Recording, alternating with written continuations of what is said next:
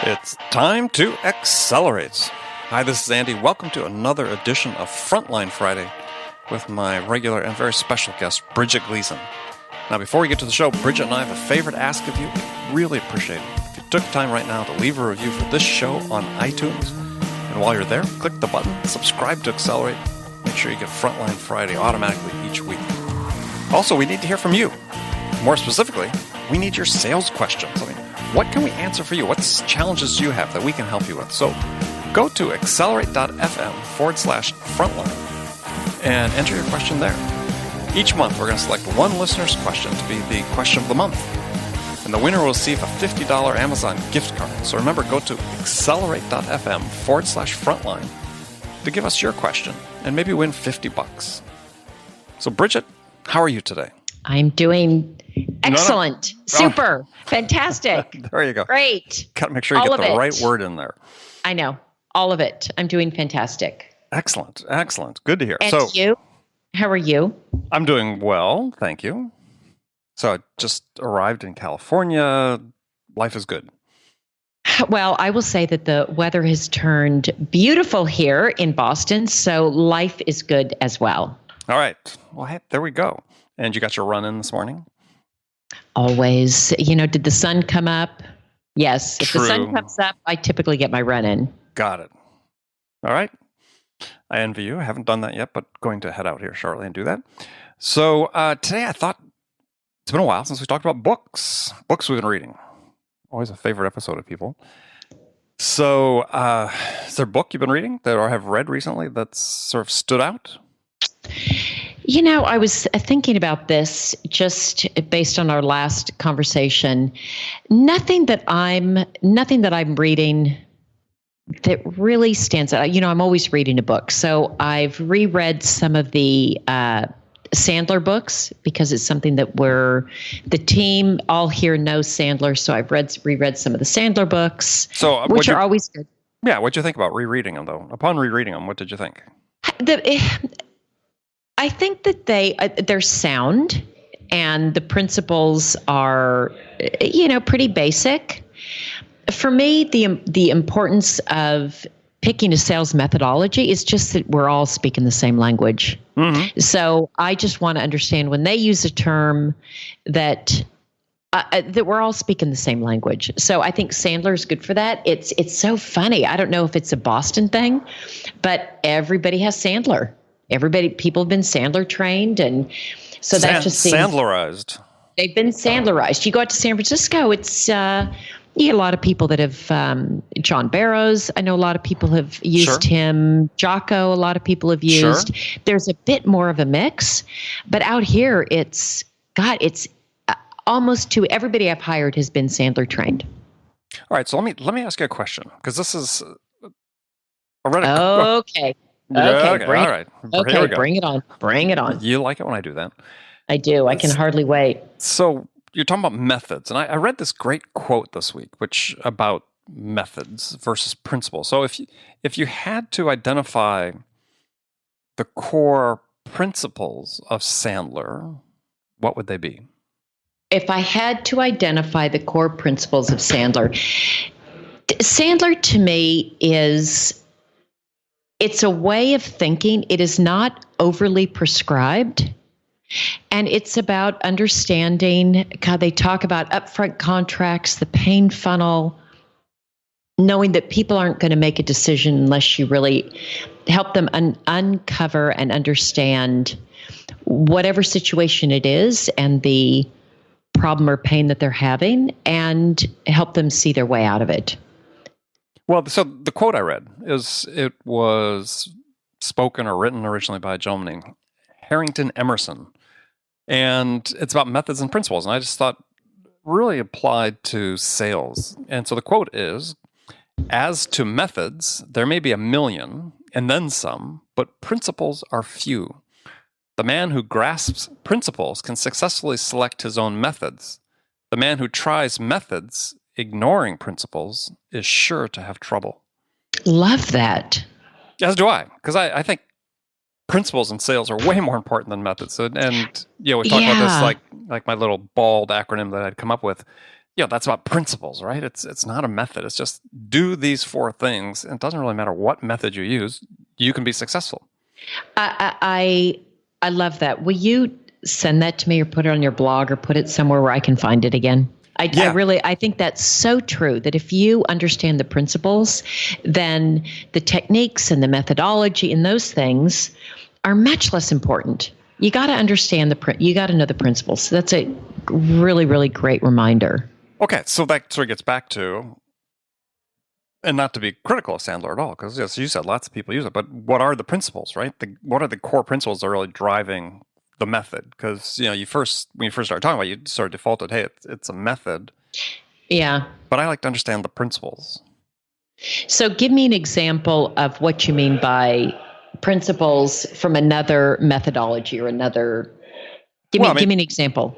Well, I mean, like there's you mentioned our mutual friend Jocko Vanderkoy is, he's increasingly talking about sort of a customer-centric approach to sales in the modern sales methodology, modern sales process, let's say, but in a way that says, and sort of based somewhat on Amazon, where Amazon says, look, you start with the customer and work your way backward. To me, that's a core principle, right? And it informs all the methods that you might establish around how you're going to sell, how you're going to support your customers. God, it's funny, Andy. I feel like any of the core sales methodologies need to have that as an underlying principle. So I would say Sandler, there's definitely a focus on, the customer. Is there one that doesn't have that as an underlying principle? Well, so we're going to stray a little bit far field from the subject of the day, but that's fine. We'll come back That's to all it. right. It's my show. We can do whatever we want. That's exactly right. You can change the topics. You can do whatever. Right. Okay. So, let's see. So, ask your question again. Well, I guess I look at the sales methodologies that I think stick and that are effective. They have, to me, they're based on some kind of the same fundamental principles, and they do revolve around the customer and helping them to understand where their issues are, and just to accompany them on this buyer's journey, and really to be their kind of a shepherd through it. And they're very customer centric or prospect centric. Well, let me ask you a question about, because we talk a lot on the show and on our episodes together. We talk about sales automation, sales technologies, and so on. So I was thinking about this recently because I've had a number of conversations with CEOs and founders on the show of new technologies that are coming out. In some cases, they've come out, but some are not quite there. But I asked the same question about them. So we look at all this, what's that, sales automation technology, machine learning, AI coming into the sales space. And the question I ask people, I says, okay, how does this technology help the customer make a decision? Because everything we're doing with this technology is about the salesperson and the sales process. But how does it help the customer? And so if we're really being customer centric, is where are the apps that say, yeah, and there are some that we can ferret out and talk about, but that are really geared toward helping the customer do what they're setting out to do, which is to quickly gather the information they need to make good decisions with the least investment of their time and effort possible. Okay. So it's sort of that, okay, we've got these methods as embodied in some of these technologies that, because we've intertwined many of our processes with the automation technologies, but where's the customer in that whole equation? Well, and so to me, that's like, well, that's methods without principles. Now we're definitely getting into semantics and those kinds of things. I don't know if it's semantics. I think one of the reasons, and Jocko speaks about this very eloquently, is that sort of this predictable revenue model, which has been wholeheartedly embraced throughout the Valley, is tottering somewhat, right? I mean, it has some real issues that are going to have to be addressed, and collectively we're going to work on those and address those. But it's it's sort of being driven by this process, which is all about activity, which is all about the salesperson, not really about the customer. And so, again, without parsing that too finely, I was saying, okay, yeah, we've really sort of focused everything we're doing on the methods without really thinking about the underlying principle, which is, and we can start with the Amazon one is being obsessed with the customer, and then our processes flow out of that. Yeah. Okay. So if I hear what you're saying, part of it could be that we've gotten so focused on the methodology that we forget the underlying principles, which I think were originally, some of these methodologies were inspired by good principles, but we may have we've over-rotated on focusing on a methodology as opposed to the underlying principle. Because I think when I think about the methodologies, the good ones, and the way that I think about sales just in general is that I'm here to help. I'm here to help. And if I have something that is helpful to you, that's going to solve a problem that you're having, if there's a good fit, I want to be a facilitator for that. And I want to help. So the tools and techniques that I use are in service of me trying to help you. And if I'm good at asking the right questions and developing some rapport and understanding a natural sequence of how you might think about discovering and learning about products and services, if I can be adept at those techniques, in the end, I'm going to accomplish what really for me as a salesperson has always been my underlying goal and principle, which is, can I help you? Oh, is this potentially something that will be right? Which is where we should be, right? And so I think.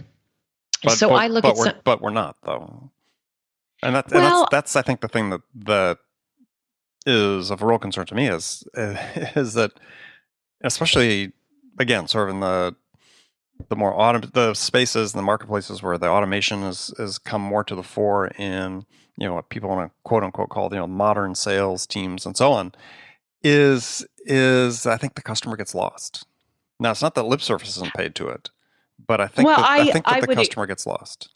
Okay, so I would agree. I would agree with that the customer does get lost, but I don't know that that's necessarily because it's the methodology isn't based on good principles.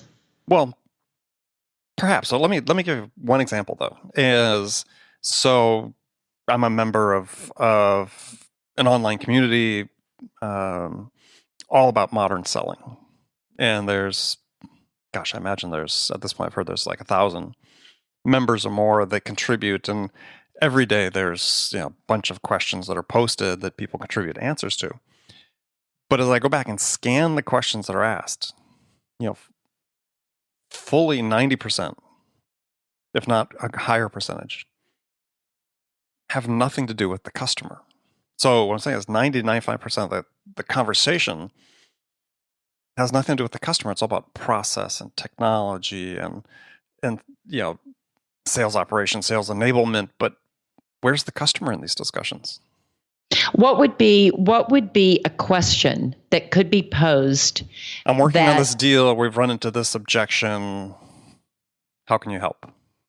Oh, I see. Somebody asking a question about, I'm dealing with a customer and I have this problem, or we're trying to, break into this type of account that does these things. But, almost none of the discussion, I just find it very curious. Almost none of the discussion is about that. And to me, it sort of reflects what I see when I work with companies and talk to, CEOs, as I do, every week, 6 times a week Yes, so it seems like sort of a trend, and where's that trend end? And to me, it doesn't end in a good spot. And so, want to see what like Jocko's doing and talking more about it's not, we go through these phases, we talk about customer-centric selling, right? It's not new. I mean, Michael Bosworth wrote about this back, 20 plus years ago. But we sort of seem to go through these waves where we sort of wake up and say, oh, yeah, where's the customer in all of this? And yeah, I think we're clearly overdue for another wave. Well, I've had Jocko come to train several of my teams. So I brought him in at more than one place, and he's he's amazing. He's fantastic. I think Jocko is great.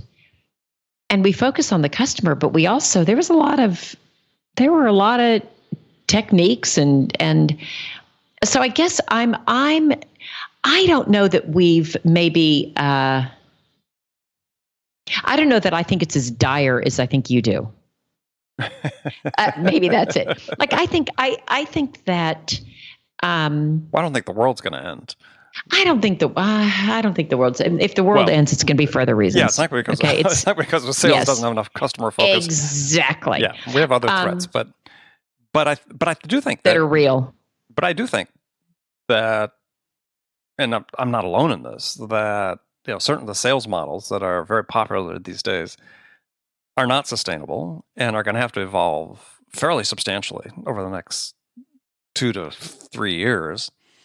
If, you know, companies are really going to say, yeah, how do we really address and help and support our customers? How do we become, as Amazon talks about, you know, obsessed with the customer? Yeah, and I think a lot of it is figuring out how do we, in the changing landscape that we're in, with regards to how people buy and how they find information and seek information, how do we stay obsessed and focused on them? Or I don't know where to go find them. I don't know how to interact with them. I don't know how to, I think the two sort of go hand in hand. I think we're at a place where we're trying to figure out, okay, things are changing, and the way that the customer wants us to interact with him or her is changing. And so how do I do that? Are there tools that will help me do that better in a way that the customer will find less offensive or to be more helpful? Well, yeah, less offensive is certainly important. But I think it's true. Well, I think you're identifying the key need that exists in the marketplace, is that it's, you know, sales automation technology, just broadly saying sales automation technology, that it really comes at from the perspective of the customer and does just exactly what you said. And I think somebody's going to be smart and come up with that, and that is going to be fairly transformational. You know, we talk a lot here at Logs.io about, because we sell a technical product, we sell to developers and DevOps and IT, and we talk a lot to our co-founders and engineers about their perspective and their eyes and how they want to buy and their viewpoints. We really try to understand, how do you want to be communicated to? What's going to be effective? What messages are going to resonate? And maybe that doesn't always sound like it's very customer centric, but we're really trying to not be offensive. We're really trying to, if we have something that we think could be beneficial, what's the best way for us to start a conversation or let you know about it? Like, what's the best way for us to do it? And sometimes that does start to revolve around, or look like it's more around techniques than it does, are we focused on the customer? Yeah, well, so getting back to books, because this is a good time to bring. Yeah, let's go. This is related. So a book I read this week, and the guest I interviewed for the show, whose interview will be on after this airs, but people should make sure they pay attention to the schedule and make sure they catch this one. The guest is a guy named Stephen Shapiro, and he's an innovation expert. He's written a number of books, but the one that I'd read, and I had him on the show because I wanted to talk about it, and the name of the book is Best Practices Are Stupid. And I thought, okay, well, that at least it's a provocative title. Great title. And basically what he believes is that it's not that best practices per se are bad, but it's the way they're pretty much adopted by companies and implemented. He calls it business plagiarism.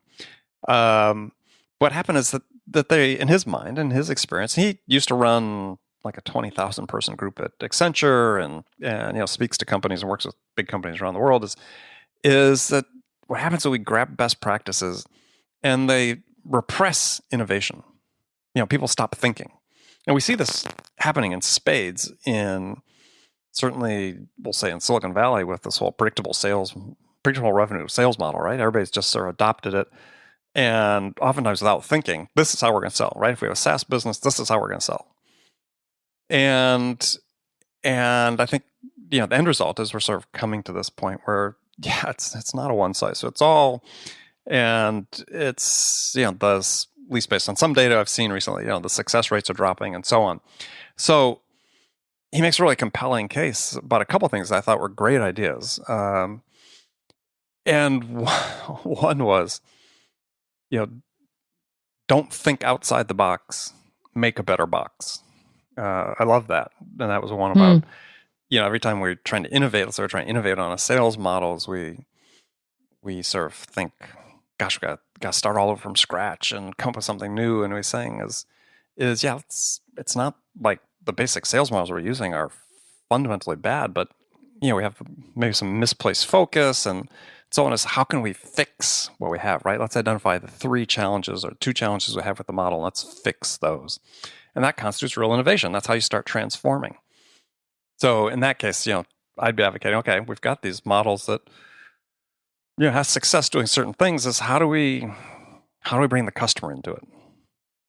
And one of the things he talks about is, if you're innovating, he says, adopt, sort of the point you were just making. He said, adopt what he called the Indiana Jones principle, which was, you don't go survey your customers, you go in the field and you talk to your customers.